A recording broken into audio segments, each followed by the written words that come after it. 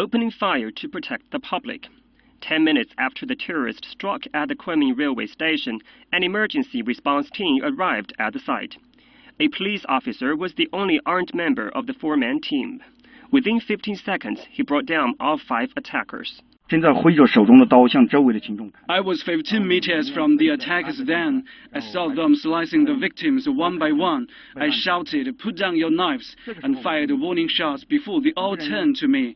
When a thin black mask attacker was less than a meter away from gunpoint, I shot the attacker down. The other 4 attackers, however, did not back off and continued to run at me with knives, so I fired at all of them. The casualties would have been higher if the officer had not arrived so quickly. 6 months later, the suspect went on trial. In the first, the court released the video footage of the sequence of events.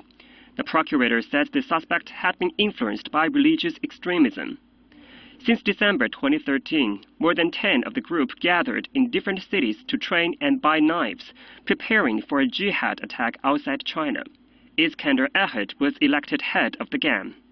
In late February 2014, 3 were arrested for trying to leave the country illegally. They decided to switch to a domestic target. They chose the Kunming railway station.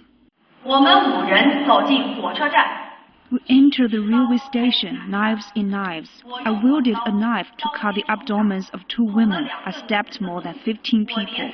Then policemen came and sprayed us with fire extinguishers.